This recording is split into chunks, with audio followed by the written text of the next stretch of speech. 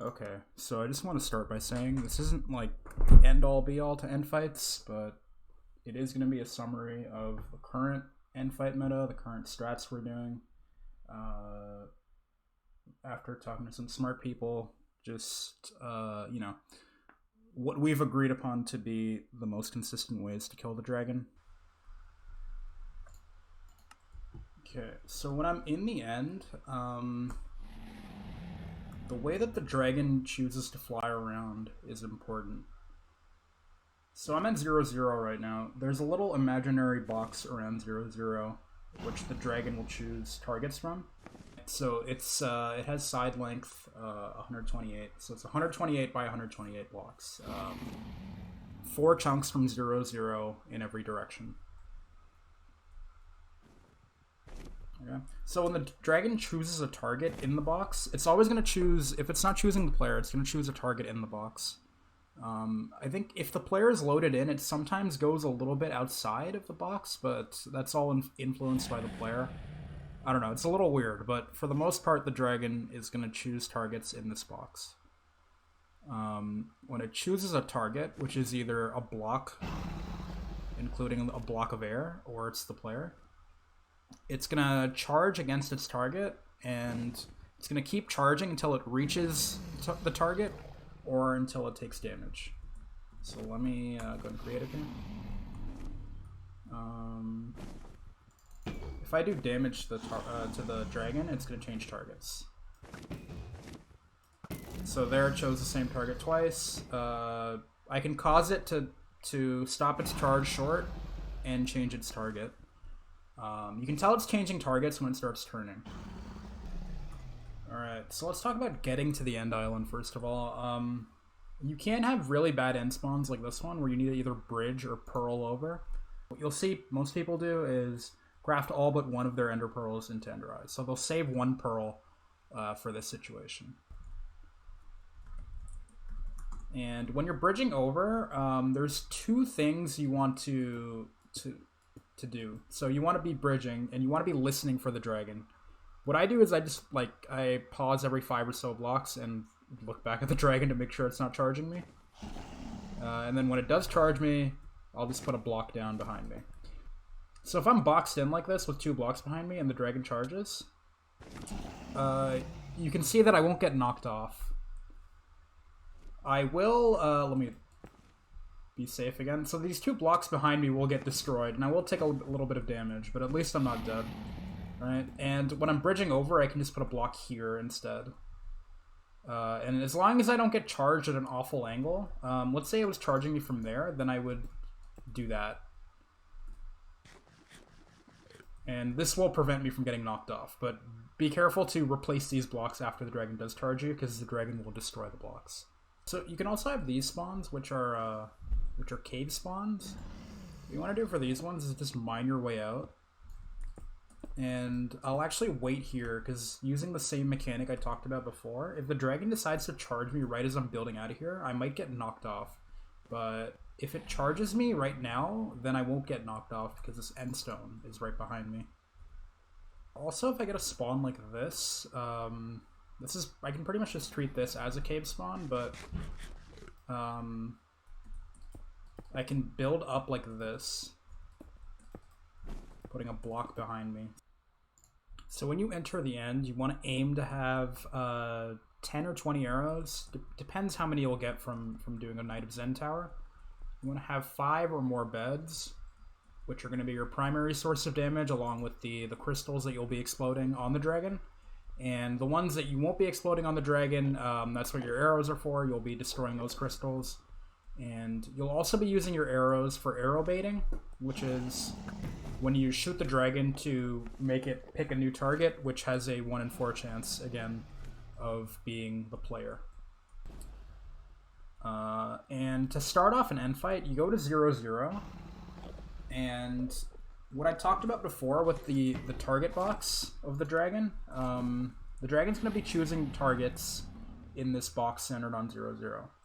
So in principle, you want to start destroying crystals at 0, 0, and you want to work your way outwards.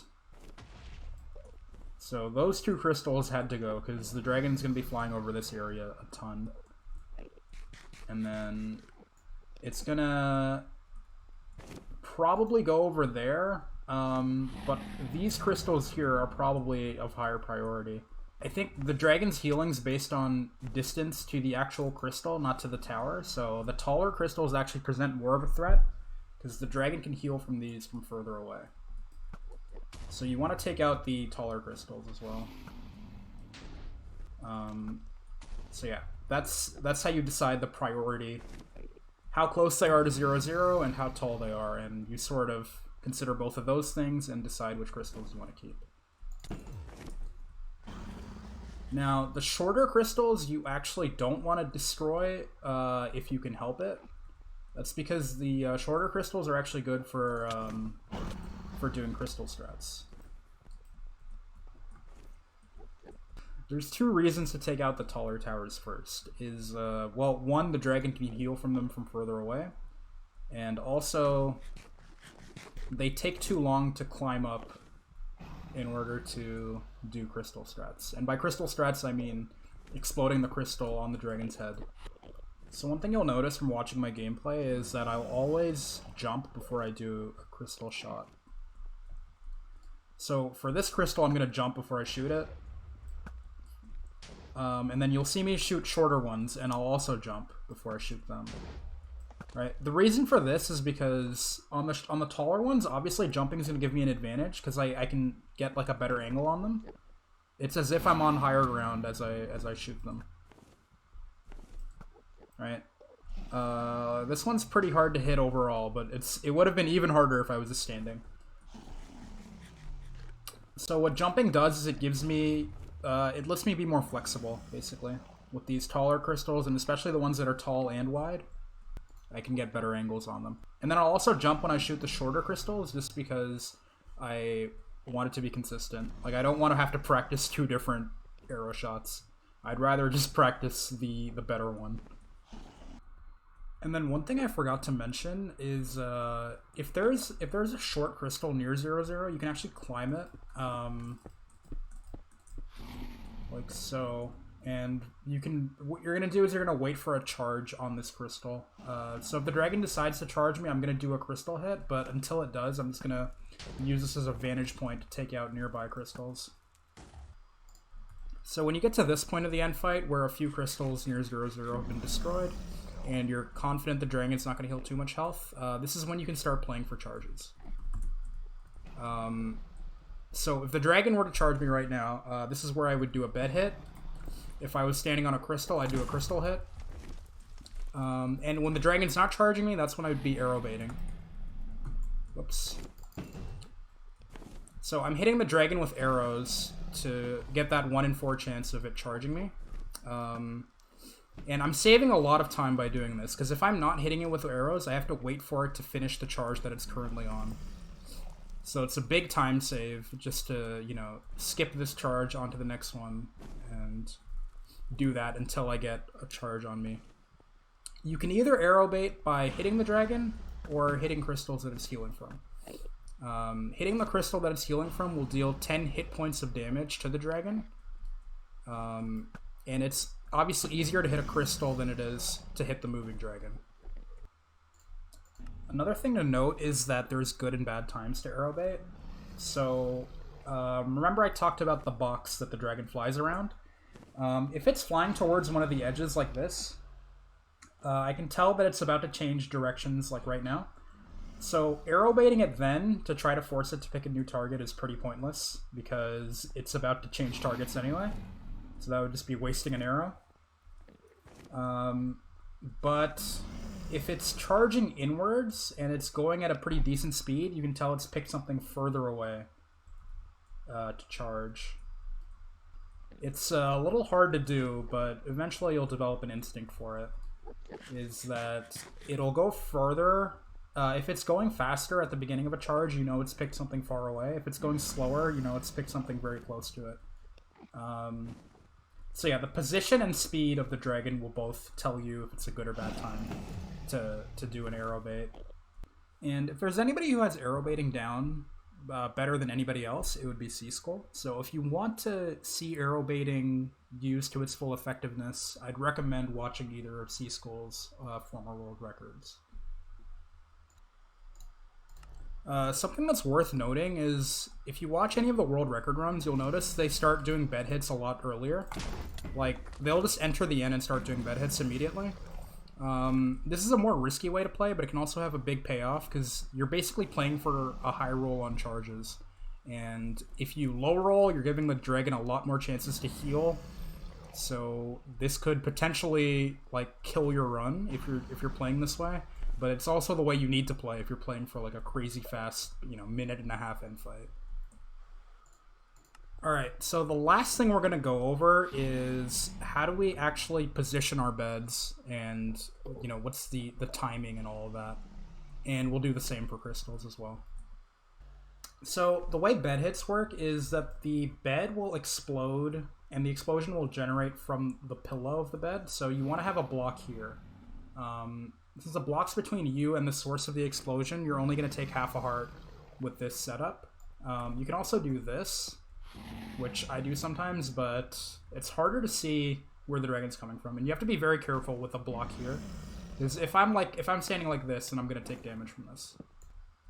The dragon begins a charge towards me. I'm going to sort of position myself, and then I'm going to right-click when the... So, I'm going to right-click when the dragon's head is over the bed, because I want to have the head be right over the source of the explosion. And that should get me a consistent 25% of the dragon's health, if I'm doing it right. The other thing you saw me do is, before the dragon charged towards me, I kind of like positioned myself in between... I positioned the bed in between myself and the dragon's head. So that the dragon would, the dragon does change its charge angle a little bit as it comes towards you, so that it'll sort of turn left or right a little bit based on where you're standing. Well, I want the bed's pillow to be right between me and the dragon. I want it to be like a straight line, so that the dragon will charge straight over the pillow. What you'll see top players do is that they'll actually, they'll be sprint jumping a lot when they're in the end. The reason for sprint jumping is that it baits the dragon to charge you from a higher angle, because low angles kind of suck for getting charged. If the dragon charges you from really low, it's usually going to break the bed if you try to do a very late hit. So on low charges, you need to do a very early bed hit. That was like an average height, but if it was any lower than that, then I would need to do the bed hit early. On those charges, you need to sort of accept that you're not going to get the normal amount of damage. So it's sometimes worth, if the charge is really, really bad, just let it go and wait for a better one. But sprint jumping in general does help the dragon to charge you from higher, which is what you want. So the advantage of crystals is that they actually do more damage in general than beds. The maximum bed damage is a 77, which is a bit over a third of the dragon's health. And the maximum crystal damage is, I think, 95. I think it's slightly under 100. So you can do just under half the dragon's health. Alright, so the last thing I'm going to talk about is doing crystal hits.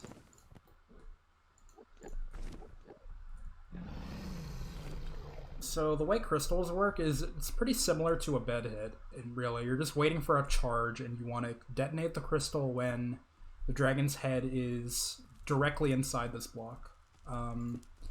Usually a little bit before that, actually, because the crystal takes a tick or two to explode. But that's the visual cue you want to look out for. The thing with crystals versus beds is they're a lot less flexible. So you can put a bed down in between the dragon and you, right? So that it flies directly over the bed. With a crystal, you're not allowed to move the crystal, so you have to sort of bait the dragon into flying over it.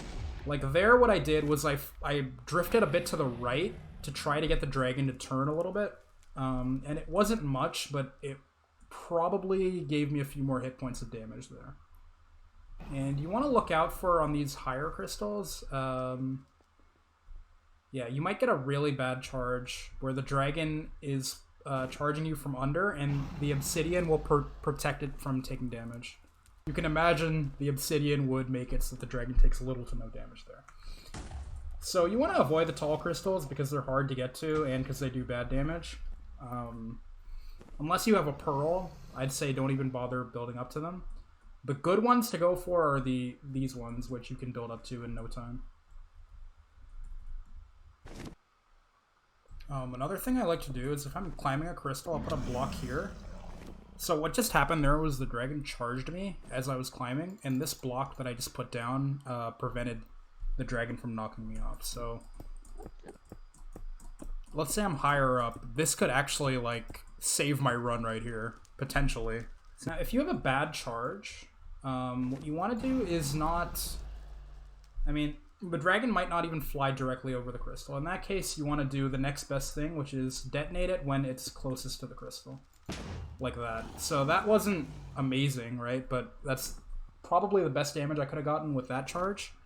Or actually, I could have done a little bit better. But the idea is you want to detonate it when the distance between the head and the crystal is minimized. And that's something you'll pick up pretty much with practice. The last thing you'll notice is that I'm on 12 RD. And the dragon won't unload as long as I'm near 0, 0. I think if you're at 4 RD at 0, 0, the dragon's not going to unload because of the way it flies around the target box, but let's say I was at this crystal, then there's a good chance here the dragon unloads. So yeah, especially when you're doing crystal hits, you want to be on, I'd say 16 RD if you can. Because if the dragon unloads, it's pretty much frozen outside of your render distance, and you can't really do anything about that other than, you know, abandon where you are and go towards the dragon, which means you're not going to get the crystal hit. The other crystal setup that I wanted to talk about is what I call Pix crystals. I don't know if somebody else has claimed that name before, but what you do is you wait for a charge. This is actually a bad crystal. So you wait for a charge, and as you're falling, you're going to fall off the crystal. As you're about here, you're going to left click so that the obsidian's in the way between you and the crystal. And you shouldn't take too much damage since the obsidian serves as your protection block. Let me try to get one here. So yeah, you saw there I did almost max damage. So those are good for when you don't want to bridge 2 blocks out and you kind of have to react to the charge immediately. There's a similar setup you can do for bed hits. Let's say I'm standing here. I can put a bed here and I can detonate that, and that'll only do 3.5 hearts to me. I can also do 1 block of endstone between me and the bed, and this will do a bit more damage. Yeah, so 4 hearts. You want to avoid doing these 2 setups if you can, because you're pretty much just taking damage for no reason. The only situation where it is good is if you recognize the charge too late. Like, let's say I was distracted here, and I recognize the charge just now, then I don't have time to place a protection block there. So I have to sort of get the bed and explode it as fast as I can. Alright, so that's pretty much the current pre-1.9 end fight meta. Let me know in the comments if you have any questions about anything I've talked about. Again, all this stuff is subject to change when we discover better strats for fighting the dragon, when we studied its behavior a little bit more. But yeah, that's pretty much what we have right now.